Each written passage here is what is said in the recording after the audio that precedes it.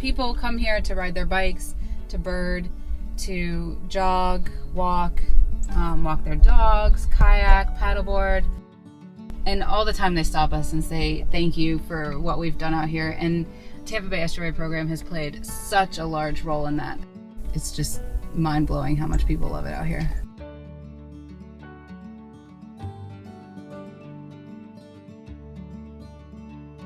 That's the lifestyle that we have here in Florida, is this sunshine. It is, even if you're not near the beach, it's close to the beach.